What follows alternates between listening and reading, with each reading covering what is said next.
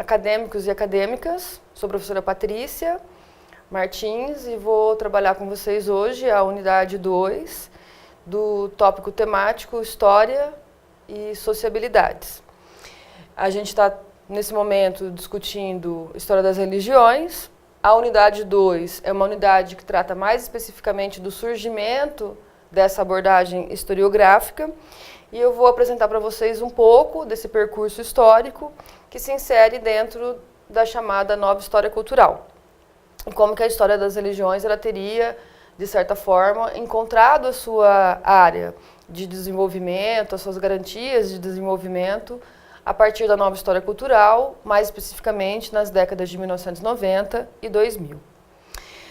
Parte dessa abordagem, ela se encontra na apresentação feita pelo professor Fernando Londonho, da PUC de São Paulo, na revista Projeto História, que é do Departamento de História, embora o professor Fernando Londonho também tenha vínculo com o Departamento de Ciências da Religião, mas nesse número, ele trabalha especificamente a temática História e Religião. Eu recomendo para vocês, é uma revista impressa, mas que pode ser localizada em várias bibliotecas. Aqui eu apresento um pouco da introdução que consta na disciplina de vocês, né, das informações que eu apresento para vocês na própria unidade, e acrescento também um pouco de outras informações que trabalham de forma mais específica, né, esse processo histórico que dá origem a uma área que hoje reconhecemos como História das Religiões. Essa discussão ela se dá então em torno da produção historiográfica das religiões nas últimas décadas. Prioriza a discussão que evidencia o quanto a religião e a religiosidade constituem um mecanismo de construção da realidade humana, porque hoje existe esse reconhecimento de que a religião ela faz parte, né, da concepção de mundo das pessoas e, consequentemente, o quanto essa concepção de mundo ela estaria presente também na produção de um sistema de valores que compõe também aquilo que nós entendemos como cultura. Então é inevitável o estudo da religião, né, dentro da história, uma vez que ela participa dos processos históricos de diferentes épocas, de diferentes localidades. A religião, então, ela é reconhecida como uma prática coletiva. Isso vocês vão encontrar também no texto do Durkheim, que é o texto indicado para leitura obrigatória e também para a realização do fichamento, nessa unidade 2, dentro da disciplina. E é muito importante o reconhecimento dessa característica que envolve as práticas religiosas, na medida em que a disciplina ela tem também como foco, né, discutir a sociabilidade. Se a religião é uma prática coletiva, então ela é uma prática que envolve, né, ações de sociabilidades. Essa sociabilidade, então, ela dá sentido e significado ao grupo no qual ela se constitui. Então, os indivíduos, os sujeitos que estão envolvidos nessa prática religiosa, muito da realidade deles advém dessa prática, desse envolvimento. Os aspectos históricos, então, eles seriam essenciais na composição dessa categoria conceitual que participa da religião, que dá origem à religião, né? A religião ela é sempre uma narrativa. A religião ela está envolvida num conjunto de objetos que fazem parte também de ações ritualísticas. E é olhando para esses fatores que é possível você entender como que uma religião se constitui. E a partir dessa categoria conceitual é que nós podemos também alcançar aquilo que eu chamo de concepção de mundo, muito envolvida também na dimensão do sagrado e do profano. Essa noção de sagrado e profano é uma noção muito complexa. Não podemos reduzir isso à concepção de bem e de mal, que é uma visão maniqueísta presente, por exemplo, nas religiões ocidentais monoteístas, né? O que é o maniqueísmo? O maniqueísmo é uma tendência de dividir o mundo entre bons e ruins, entre o bem e o mal. Isso não é uma regra absoluta dentro da religião. Nas religiões orientais, nós temos uma outra concepção de bem e mal. né? Mas, na verdade, por exemplo, para o taoísmo, existe uma inter-relação entre opostos, e não necessariamente entre o bem e o mal, né? Mas entre opostos.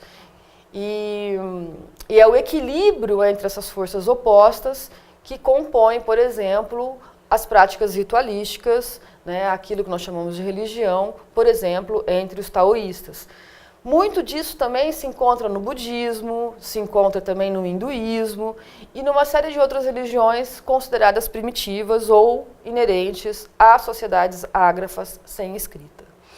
O sagrado e o profano pode ser pensado, então, como uma categoria religiosa muito importante nas pesquisas, mas deve ser interpretada a partir do objeto de análise, não especificamente dentro de uma concepção maniqueísta, que separa o mundo entre o bem e o mal, né? Como se aqueles que vivem o bem jamais podem viver aquilo que se define como o mal. Quais são os objetivos da unidade? Entender e analisar a manifestação religiosa como um aspecto da dimensão humana. Então, por que o texto do Durkheim, né? O texto do Durkheim, ele é um texto que fala que a religião ela é uma característica do ser humano. O ser humano ele é um ser religioso, ele é um ser que age dentro de determinados comportamentos que podem ser identificados como religiosos, né? O que muda são os objetos disso que define algo que pode ser chamado de religião, né?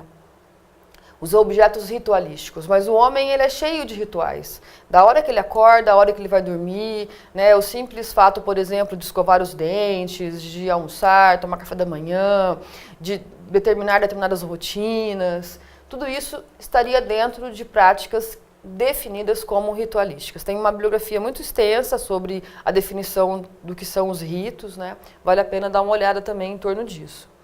E o primeiro a trabalhar essa visão de que a religião ela é uma característica do ser humano é o Durkheim, né? No momento em que buscava-se quais são, né, as práticas específicas do ser humano. Então, a atividade política, a atividade econômica, a ação social seriam inerentes ao ser humano. E aí o Durkheim, no texto As Formas Elementares da Vida Religiosa, ele trabalha também essa concepção de que a religião ela é inerente, ela faz parte, de certa forma, daquilo que pode ser chamado de natureza humana, que participa dos distintos períodos históricos quanto ao ordenamento da organização social, cultural, política e econômica que diferenciam os grupos humanos no tempo e no espaço.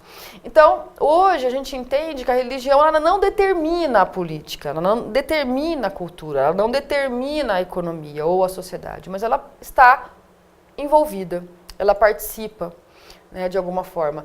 Existem períodos históricos, existem momentos, né, que a gente percebe uma presença maior da religião na organização política, ou na organização econômica, etc. Por exemplo, dentro dos estados teocêntricos, né? E no passado a gente podia, né, perceber essa característica, como, por exemplo, nas sociedades egípcias, nas sociedades do Crescente Fértil, na Idade Média, por exemplo, né? De certa forma, até o final do século XVIII, né, onde havia ainda a relação direta entre o poder da Igreja e o poder do Estado. Isso pensando a Europa ocidental, né? Porque no Oriente nós temos uma outra história dentro de um outro processo. E por muito tempo, inclusive, os grupos humanos eles se reconheciam a partir do seu próprio envolvimento religioso, né? Existia a cristandade, o povo muçulmano, né? O povo judeu. Então, havia uma identificação direta do indivíduo com a religião que ele professava. Essa divisão ela vai se dar mais especificamente a partir do século XIX, né? Após a Revolução Industrial e após a Revolução Francesa, onde ocorre o processo de secularização, que é um dos itens também da exposição de hoje. Um outro objetivo é compreender os aspectos identitários das religiões e das religiosidades no Brasil. né, nessa unidade. Na verdade, a gente não vai ver muito especificamente sobre o Brasil. A nossa discussão é uma discussão mais teórica e a gente vai falar um pouco mais sobre o Brasil na terceira unidade, né?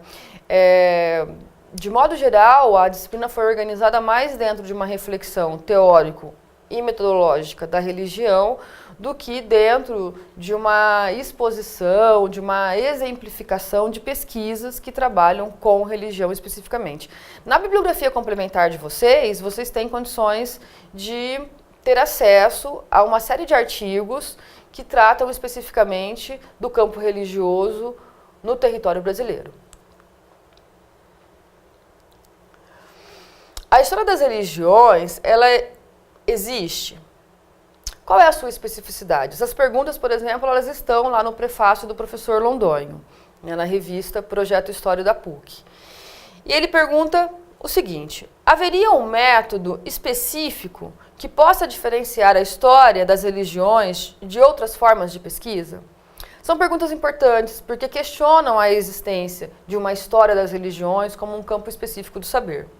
Haveria algo característico entre os pesquisadores e as pesquisas sobre os percursos históricos das religiões?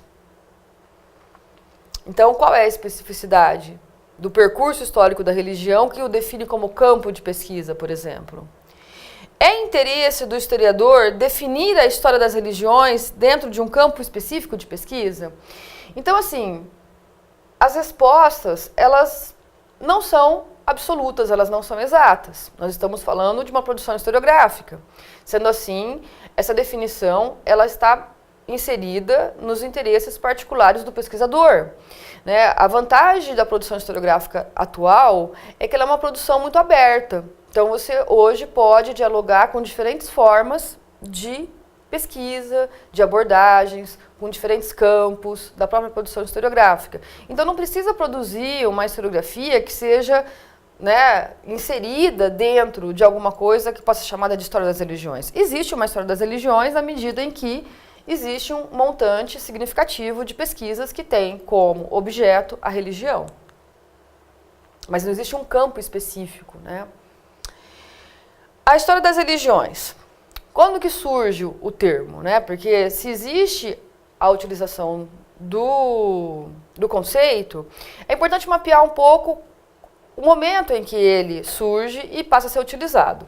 Então, esse termo ele passa a ser utilizado mais especificamente na década de 1990, no campo das pesquisas da nova história cultural. Por isso que eu inicio, né, o nosso modo falando sobre a nova história cultural e, de alguma forma, dou continuidade a essa discussão na unidade 2 e na unidade 3.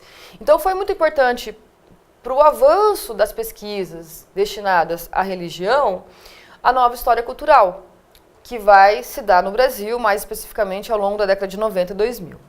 A Igreja Católica, então, ela passa a ser pesquisada pelos historiadores leigos. Isso é um termo da própria Igreja Católica. Leigos são aqueles que não têm ordenação, que não fazem parte, né, da comunidade eclesiástica, não faz parte do clero, não faz parte da hierarquia católica. De modo geral, as religiões elas sempre foram pesquisadas pelos próprios religiosos. O que acontece na década de 90? Uma abertura para que outros segmentos sociais, que não religiosos, passem, então, a pesquisar a religião como um objeto de pesquisa. Então, você tem a definição de novos olhares, que é o olhar de fora da religião, né? Pensando aí aspectos específicos da produção teórica e metodológica da pesquisa histórica, e não de uma pesquisa com viés teológico ou, né, confessional, onde o próprio fiel fala do seu contexto, da sua experiência religiosa. Então você tem, a partir da década de 90, uma abertura significativa, e no Brasil, especificamente, a primeira religião que passa a ser mais quantitativamente pesquisada é a Igreja Católica, né? E isso não é algo impositivo, né? Isso faz parte do próprio processo histórico. A Igreja Católica ela está presente na organização política, econômica, social, cultural do Brasil, na educação, desde o início da colonização, né? Nós temos quase 500 anos de participação da Igreja Católica no ordenamento político, social e cultural brasileiro. Então é quase que, né, consequência desse processo histórico, pensar a religião, né, católica como um objeto específico da história das religiões, né, nesse primeiro momento. Mas num segundo momento, outras religiões começam a ser analisadas também, né, não no segundo momento em termos cronológicos, né, lineares, mas num segundo momento pensando aí outros pesquisadores que começam a abrir novas frentes de pesquisa já na década de 90 também. Pensando aí, eu coloquei aqui luteranismo para utilizar o conceito que o próprio professor Londonho utiliza no seu texto. Mas a gente pode pensar aqui as igrejas protestantes, de modo geral, né? E também os espiritismos, que não têm uma única vertente, né? Além do espiritismo kardecista, a Umbanda, o Candomblé, né, também são aqui inseridas dentro das religiões espíritas. Junto aos programas de pós-graduação em História, né, que fez com que ocorresse um fomento muito grande da pesquisa que priorizava dentro dos seus objetos de análise a religião. Nós temos também na década de 90 um crescimento significativo dos próprios programas de pós-graduação, né? Até o final dos anos 80, eram poucas as universidades que tinham faculdades com programas de pós-graduação em História, mestrado e doutorado, por exemplo. Há uma reformulação muito grande nos anos 90, em virtude da própria abertura democrática, das reformulações educacionais, que favoreceu o surgimento de novos programas de pesquisa destinado à formação do mestrado e doutorado na década de 90 e também que vai quantificar as pesquisas no campo da história, favorecendo não só a religião, mas também outras áreas e outras temáticas que hoje diversifica bastante a produção historiográfica. E a religião estava entre elas e continua ainda presente. Na década de 2000, mais próximo ainda da nossa periodicidade, ocorreu um crescimento ainda maior do campo da pesquisa religiosa a partir de outras análises, né, que priorizam outras religiões. Então, assim, na década de 2000, a Igreja Católica, o cristianismo, ele sai bastante de cena e outras religiões começam a ser pesquisadas, favorecendo muito o surgimento de novas categorias de análises, de novos diálogos com outras áreas do saber, ampliando significativamente aí esse campo de análise, né? Inclusive até os programas de ciências da religião, que foi muito importante também para o crescimento dessas pesquisas, é um programa geralmente presente nas pontifícias universidades católicas, que são as PUCs, mas nós temos também alguns programas de universidades que não são confessionais, porque a PUC é uma universidade confessional, e que tem também o Departamento de Ciências da Religião. É um departamento multidisciplinar que envolve teólogos, psicólogos, pessoas de todas as áreas praticamente, filósofos, historiadores, geógrafos. É muito interessante a discussão feita pelo pessoal que está envolvido nesse departamento, porque é uma discussão muito ampla e abrangente, que de certa forma está vinculado aos aportes da filosofia, da epistemologia, da teoria do conhecimento, etc.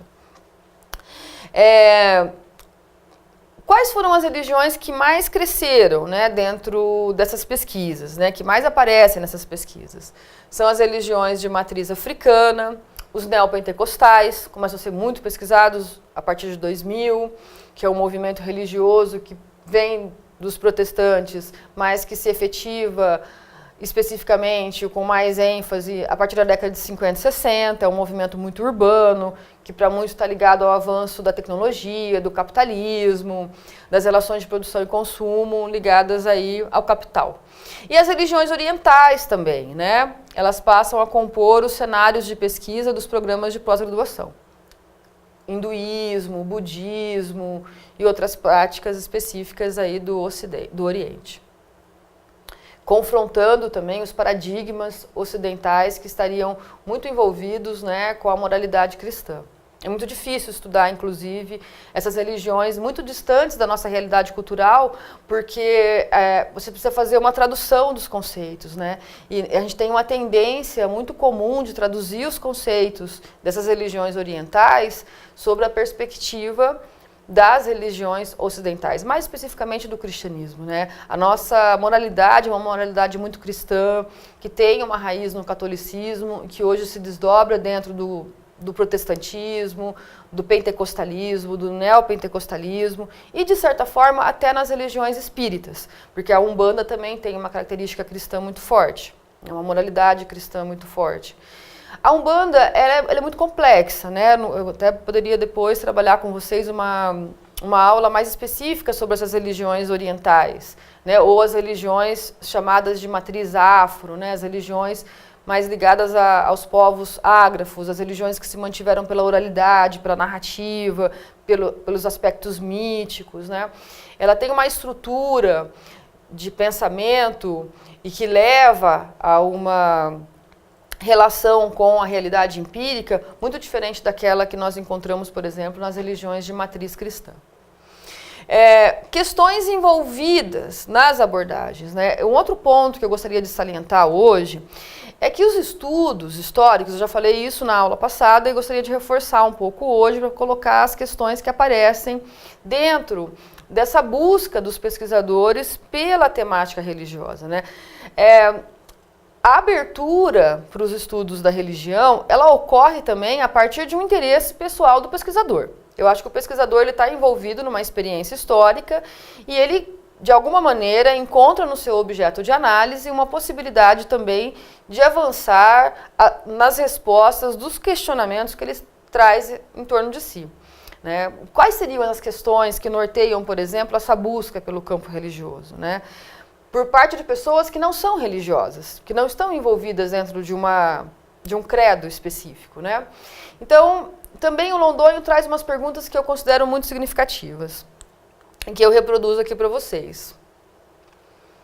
Primeiro, a década de 90 e a década de 2000 teria trazido uma espécie de desencantamento do mundo? Para alguns teóricos da história, a partir dos anos 90, nós estaríamos inseridos numa espécie de distopia, né? A partir da década de 60, 70, as consequências da Segunda Guerra Mundial, ela teria mudado muito o referencial das culturas, não só do Ocidente, mas também do Oriente, né? A perspectiva de um futuro superior ou melhor, que apresenta um progresso maior do que o presente, ela começa a ser questionada, né? Se no iluminismo nós temos uma visão filosófica da história, em que o progresso, né, trará para o futuro sempre uma realidade superior à do presente, após a Segunda Guerra Mundial, essa percepção começa a ser questionada. Então, após a Segunda Guerra Mundial, começa a se instaurar a perspectiva de que o futuro pode ser muito pior do que o presente, marcado por catástrofes provocadas pelo desequilíbrio ambiental fruto da tecnologia, né, doenças e outras coisas que estariam ligadas aí a esses desequilíbrios, tanto da natureza, como também da própria personalidade humana. A própria desintegração social é um outro aspecto que começa a ser muito questionado como um problema que se instaura progressivamente no futuro. Então, diante disso, nós temos o quê? Uma realidade distópica. O que seria a distopia? Seria o contrário da utopia. A utopia é o mundo perfeito, né? A distopia seria um mundo imperfeito. Pior do que aquele que nós estaríamos vivendo hoje. Não precisa ir muito longe, basta vocês verem as séries que ficam lá circulando na Netflix, né? Quase todas são as séries futuristas, ligadas aí à ficção científica. O que elas mostram é um mundo distópico, né? É um mundo sombrio, é um mundo de sofrimento, é um mundo onde a vida, embora envolvida com muita tecnologia, ela seria muito difícil, ela seria muito dolorida. Isso seria o desencantamento do mundo, né, de certa forma. Insegurança frente ao incognoscível. A ciência também se mostra falível. A ciência que se apresentava no século XX como capaz de responder a quase todas as questões e aquilo que ela não respondia naquele momento, ela iria responder futuramente, começa a ser revisto, né? O que é o incognoscível? O incognoscível é aquilo que não tem resposta. E a religião, ela trabalha muito no campo de uma suposta realidade que não tem resposta, né? Então, por isso que ela não está dentro da concepção científica, ela não está dentro das disciplinas que se voltam para o mundo empírico, né? Ela discute muito mais uma subjetividade da existência humana do que da objetividade. E na medida em que não há uma resposta, não há uma objetividade dessa realidade em que o sujeito está inserido, independente de estar ou não envolvido com uma religião, pode ter havido, né, pode haver ainda hoje, a busca pelo estudo das religiões do passado e até do presente, como forma de especulação ou de tentativa de encontrar aí outros paradigmas que nos aproximam de respostas para o incognoscível, para aquilo que não tem resposta, né? Mas mensura alguma possibilidade. Mensura porque mede, porque possibilita, apresenta-se como hipótese, mas dá a perspectiva, dá a possibilidade, né? A religião trabalha sempre com possibilidades. O discurso teológico é um discurso de possibilidades. Aliás, esse é um outro aspecto muito interessante. A religião ela é sempre teleológica. De modo geral, todas as religiões, tanto no Ocidente como no Oriente, são religiões teleológicas. O que seria a teleologia? A teleologia ela é um estudo que se volta para o futuro. Tem vínculo com o estudo do passado, o estudo presente, mas também tem uma preocupação com o futuro, né? Assim como a filosofia da história também. Um outro aspecto seria a irracionalidade das formas mundanas instauradas na crise estrutural da sociabilidade do capital. Isso aqui é uma frase do Londônio. Traduzindo, em outras palavras, né? Os cenários de violência. Então, uma outra coisa que se esperava na passagem do século XVIII para o XIX, na perspectiva da racionalidade iluminista, era que a violência iria diminuir significativamente com o avanço dessa racionalidade que estaria instaurada no Estado. Na medida em que o Estado se laicizava e representava, né, a racionalidade mais elevada da sociedade ali inserida, a partir da Constituição, por exemplo, porque era essa a perspectiva política, né, dos iluministas do final do XVIII e início do século XIX, acreditava-se que haveria a construção de uma moralidade quase que perfeita em que a violência seria praticamente exterminada. E não foi isso que aconteceu. A própria Segunda Guerra Mundial é a prova de que esse sistema levaria o homem a um exercício quase que absoluto de irracionalidade, pensando aí na questão do Holocausto, da perseguição, né, aos povos que não são arianos, etc. Então, quer dizer, existe aqui um percurso histórico muito diferente daquele previsto no início do século XIX, né? Então, essa irracionalidade que se instaura como prática, ela passa a ser também um fator que a sociedade do presente, que o presente tem que lidar com isso. E a religião, ela se apresenta, então, como um espaço, né, de proteção ou de conforto. Existem inúmeras respostas aí para isso, mas como possibilidade também de sair desse contexto de violência ou tentar amenizar esse contexto de violência que é muito comum, né, em todas as cidades, em todos os espaços por onde a urbanização se estende, e hoje também não dá para pensar mais o campo como alguma coisa que se diferencia da cidade, né? Uma vez que o campo também passa por um processo de mecanização e esvaziamento também. Aliás, é um dado muito interessante. A partir de 2011, né, o censo confirma uma mudança que não havia acontecido em nenhum momento da história, que é o crescimento demográfico maior no setor urbano e menor na área rural. A área urbana, ela ultrapassa, em termos populacionais, a área rural a partir de 2011. Um fato completamente inédito em todo o processo histórico. Até 2011, a população que vivia no campo ainda era uma população maior do que a população que vivia na cidade. É só a partir de 2011 que o censo indica, então, uma mudança desse cenário. Isso é importante para os estudos da religião? Indiscutivelmente. Bourdieu, por exemplo, no texto Economia das Trocas Simbólicas, ele fala muito sobre o êxodo rural na França e o quanto esse êxodo rural teria colaborado com o processo de secularização, com a mudança de uma perspectiva religiosa. Por exemplo, a ideia de um Deus bondoso. A ideia de um Deus bondoso, ela é muito típica nas cidades. Para as populações que vivem próximas da natureza, no campo, né, existe a ideia sempre de um Deus vingativo.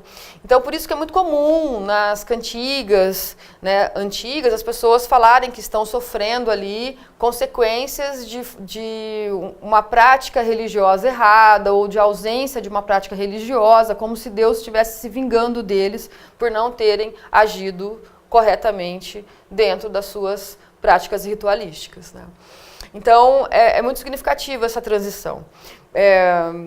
E aí é necessário a gente aprofundar um pouco mais nas pesquisas para poder entender esse processo, né? Mas eu recomendo a leitura do Bourdieu, Economia das Trocas Simbólicas, um livro de 1999, publicado no Brasil em 99, que vale muito a pena. Que fala sobre esse processo, né, de secularização na França no século XIX. Um outro ponto questionado, né, que aparece nas questões do professor Londonho, é a busca por um mundo mais humanitário, frente à desagregação das relações societárias. Aqui ele reafirma de novo, né, esse problema da desarticulação, do individualismo, na sociedade dos indivíduos, por exemplo, que aparece no texto do Norbert Elias, né? Tem uma série de sociólogos que trabalham muito o processo de individualização dos sujeitos históricos, dos sujeitos que estão envolvidos na realidade social da passagem do século XX para o século XXI. Né? É importante também reconhecer esse processo, né, de individualização, de individuação. E muitos buscam a religião hoje, existem estudos que comprovam, né, como um espaço de socialização mesmo. Eles ficam tão isolados na sua realidade de trabalho, no seu espaço doméstico, ele precisa da religião para poder viver minimamente a sociedade. Manifestações da espiritualidade inerente à condição humana. Então aqui eu retomo, né, aquela colocação que eu fiz nos objetivos, que vem, por exemplo, da antropologia do Durkheim, que reconhece que a religião faz parte da própria condição humana, não importa o período histórico, de alguma forma ela vai se articular dentro das buscas que são inerentes do próprio homem, né, que é a tentativa de se expressar simbolicamente, ritualisticamente, dentro de grupos, dentro de comunidades. Então, aqui no final do slide eu coloco a referência bibliográfica do professor Londonho, para quem depois quiser pesquisar. Também podem conversar comigo, eu posso disponibilizar em PDF esse texto. Processo histórico, e eu coloquei aqui um pouco da secularização, uma coisa muito breve, né? A passagem do século XVIII, então, para o XIX, seria o momento em que surge uma nova racionalidade política e cultural, que, de modo geral, os pesquisadores das ciências humanas e sociais chamam de processo de secularização, né? Que se dá com a separação da Igreja e do Estado. A Revolução Francesa, ela também representa, para quem estuda a religião, um marco divisório muito grande, né? Pela primeira vez na história, tanto do Ocidente como do Oriente, ocorreu a separação entre o poder religioso e o poder político. Para vocês terem uma ideia, no Oriente, isso só vai acontecer no século XX. Né? E nós temos ainda, né, os países de constituição muçulmana que preservam a presença da religião na própria constituição do seu país. Tem partes do Alcorão, parte do Código Penal, por exemplo, é todo justificado pelo Alcorão, o que caracteriza também uma espécie de teocracia. Isso existe até hoje. Mas a Revolução Francesa, ela traz no seu bojo, no seu interior, um princípio de racionalidade que destitui a presença dos clérigos da organização política. Então, você tem uma nova concepção, né, democrática, que é muito interessante isso, porque a concepção democrática de secularização desses iluministas que dão origem à Revolução Francesa, de certa forma, também foi a via pela qual os religiosos, por exemplo, envolvidos com a Igreja Católica, envolvidos com as igrejas protestantes, eles reivindicam a sua existência no campo da sociedade. Eu costumo trabalhar nas minhas pesquisas a seguinte hipótese, que a religião ela sai do campo político e ela migra, então, para o campo social e para o campo cultural. Ela continua existindo, mas numa outra esfera, que não é a esfera esfera do poder instituído. E é a partir disso também que as religiosidades elas tomam novos vultos, né? Novas proporções, novas configurações, que são extremamente importantes de serem pesquisadas pelo historiador. Então, é nesse sentido que eu coloco aqui a secularização do ordenamento político, né, com a ascensão dos Estados democráticos. E a secularização do ensino formal também. Por quê? O que nós temos também com o surgimento das repúblicas, das sociedades democráticas, né, dos estados democráticos de direito, né, porque a gente não pode pensar só na república a partir da Revolução Francesa, nós temos que pensar no surgimento de um estado democrático, de um estado mantido por uma constituição, não mais por um soberano. Né, essa é a diferença entre o absolutismo, entre os estados absolutistas e os estados democráticos. Os estados democráticos são aqueles mantidos por uma constituição, a constituição é o poder máximo. Então, a partir dessa concepção política, dessa concepção democrática do século XIX, surge a ideia de uma educação pública laica para todos, né? E essa educação, ela foi importantíssima para a difusão de uma nova racionalidade, de uma racionalidade, então, destituída do pensamento religioso. E é a partir da educação, por exemplo, por Bourdieu, que ocorre uma secularização da cultura também. E é aquilo que ele chama de concorrência de bens culturais, né? O texto do Bourdieu tá na leitura obrigatória de vocês na unidade 3. Né? Então, depois vocês podem ali acompanhar de uma forma mais próxima essa discussão que eu estou colocando para vocês. Mas para o Bourdieu, a educação ela faz parte então daquilo que ele chama de concorrência de bens culturais, a partir do século XIX. Né? Então você tem diferentes instituições tentando ali disputar as consciências a partir de um processo educativo. Isso se torna uma grande estratégia, por exemplo, da Igreja Católica, né, que passa a garantir a difusão de um ensino pago, de um ensino privado, de um ensino particular para as elites, né, de diferentes países no século XIX. Né, e a partir disso eles continuam também o seu percurso, né, de difusão da sua mentalidade, da sua religiosidade, a partir das elites e do envolvimento com essa educação católica, que é muito comum, inclusive, né, nas diferentes cidades do interior do estado de São Paulo, do interior do Paraná, do Brasil todo. Então, por isso que eu coloco a secularização do ensino formal, porque, de outro lado, o Estado ele se torna o difusor de uma educação que professa o cientificismo, o pensamento cartesiano, a matemática, a química, a física, né, a compreensão da realidade empírica a partir da Revolução Científica do século XVI e XVII. Né. É importante ter consciência desses processos, né, de difusão de saberes que definem a realidade humana, porque você tem a partir do ensino a difusão de um sistema de pensamento.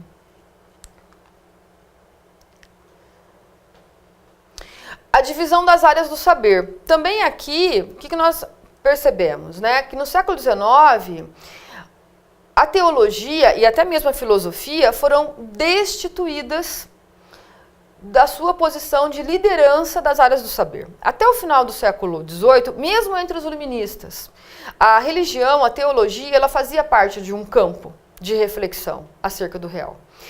Mais especificamente no século XIX, com a divisão das áreas do saber, momento em que surge a sociologia, a história, a psicologia, a antropologia e inúmeras outras áreas, a teologia, que era então o espaço de reflexão religiosa, ela deixa de ser a área que mais ou menos lidera o conhecimento, né? Ela é destituída.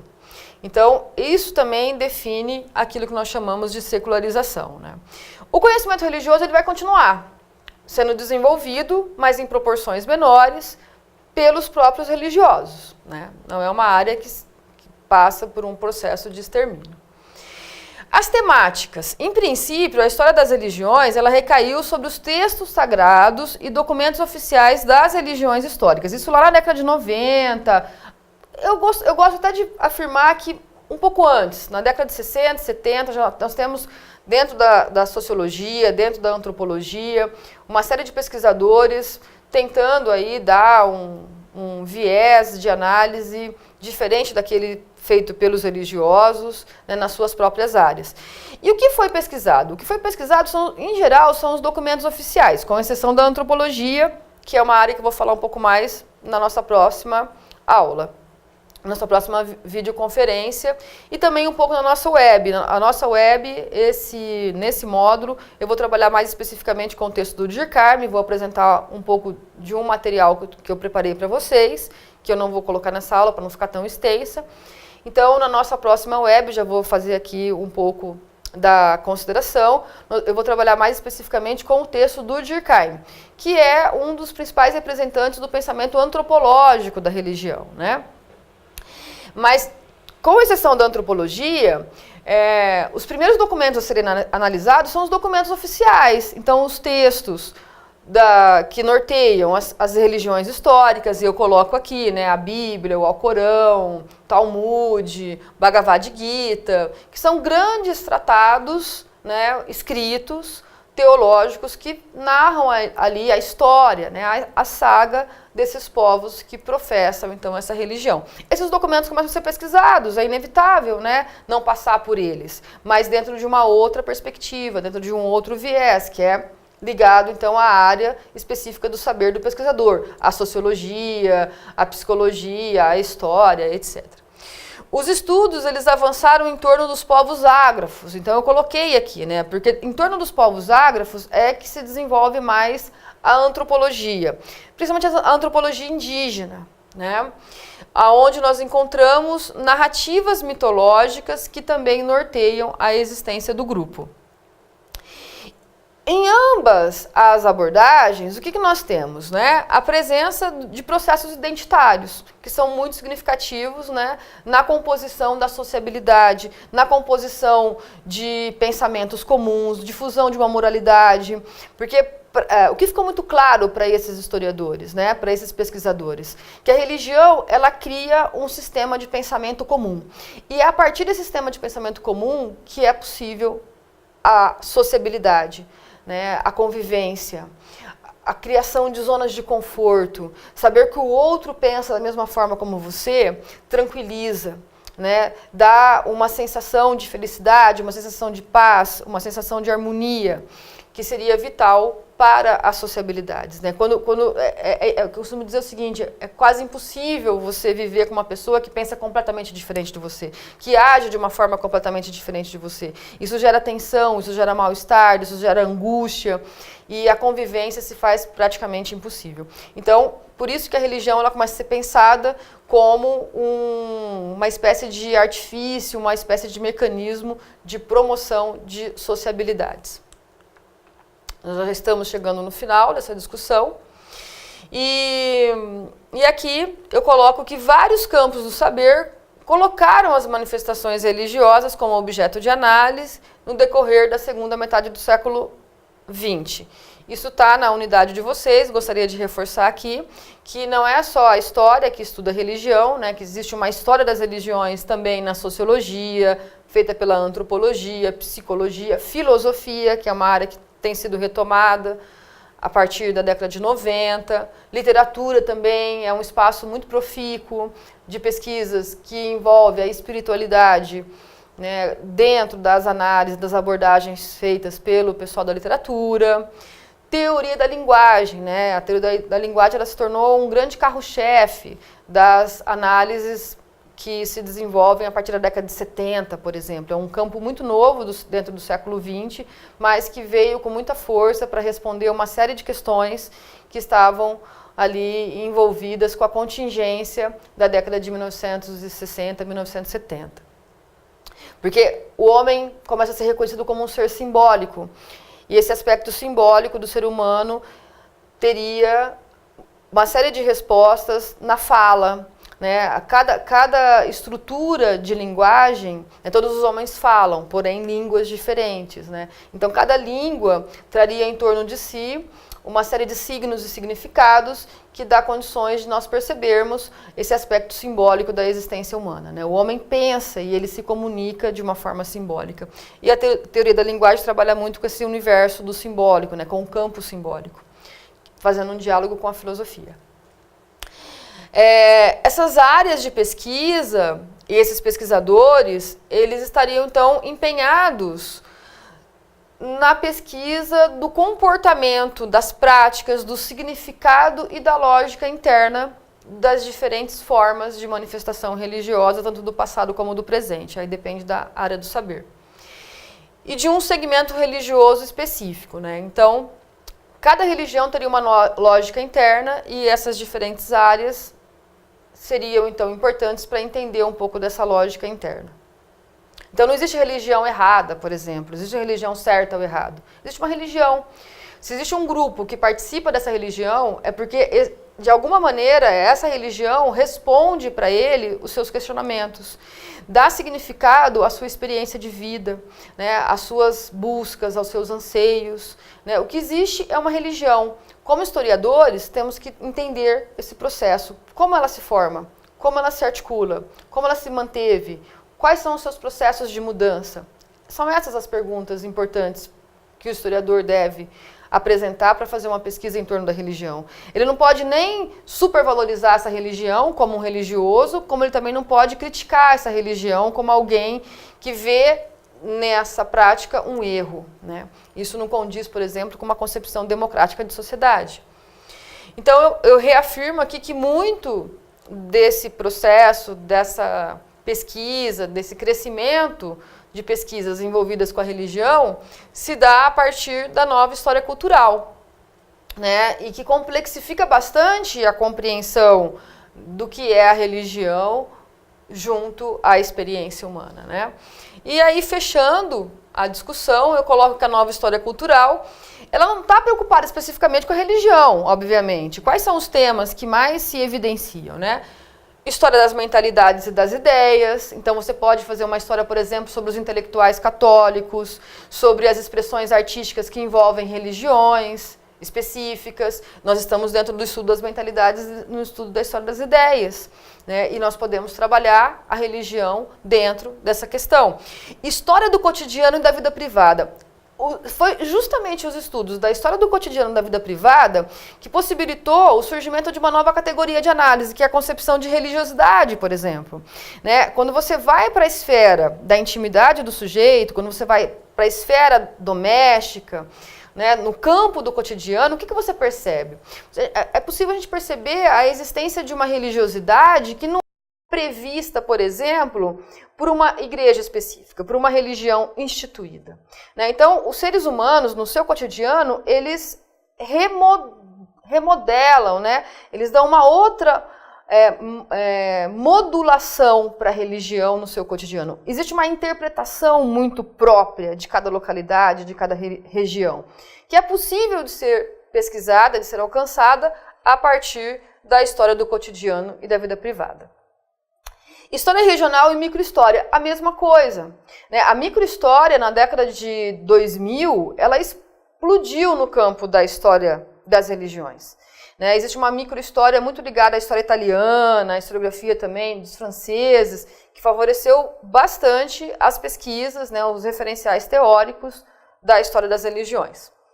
História das mulheres e dos chamados excluídos da história.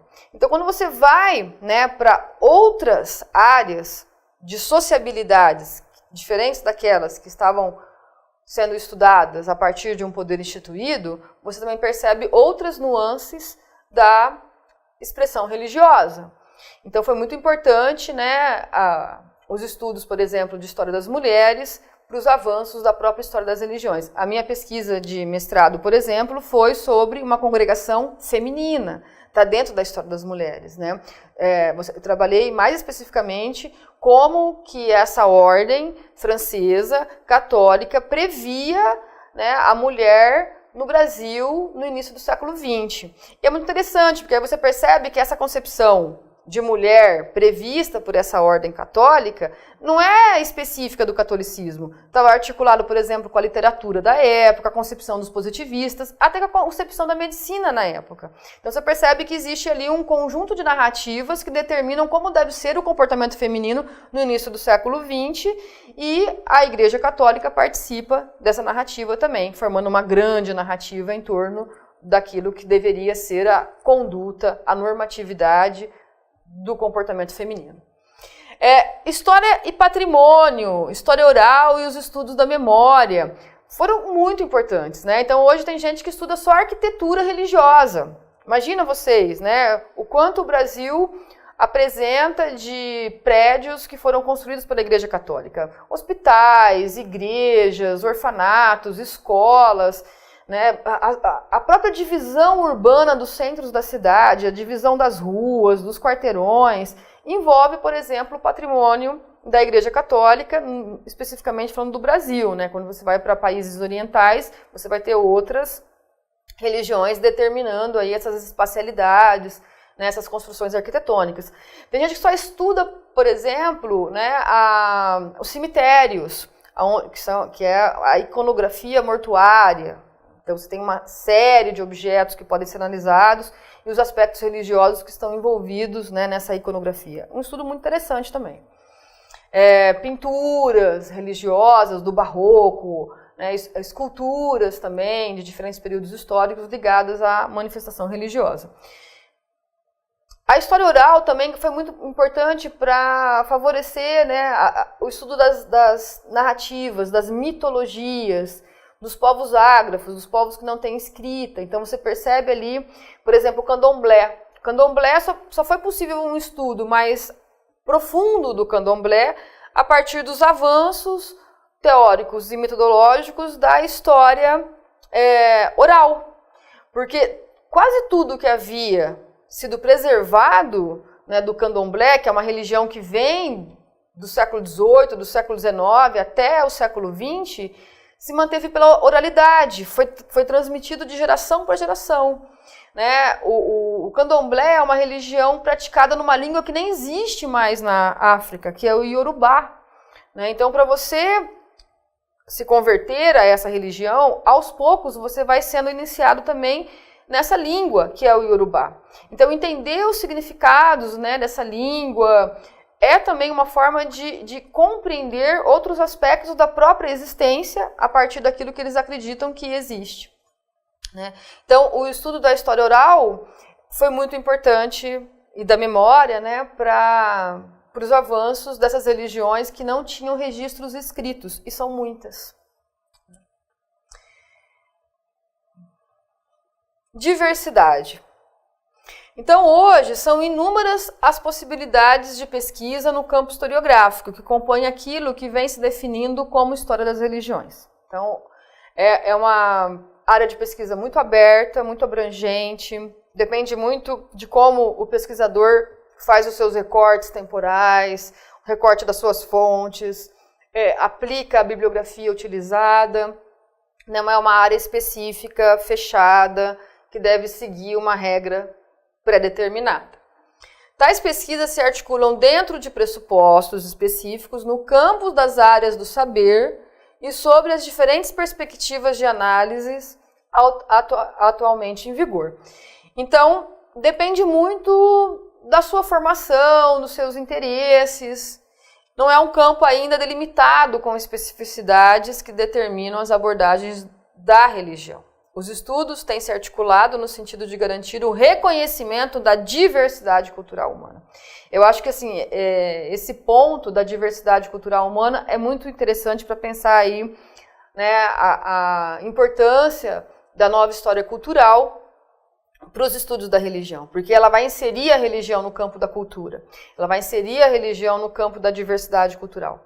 Então, a religião não é mais ou menos, a religião é um traço da cultura, ponto. Como é que nós podemos estudar isso? De diferentes formas. E qual é o resultado disso? É o reconhecimento de que o ser humano ele está envolvido num processo de criação extremamente complexo e a religião faz parte da sua capacidade criativa.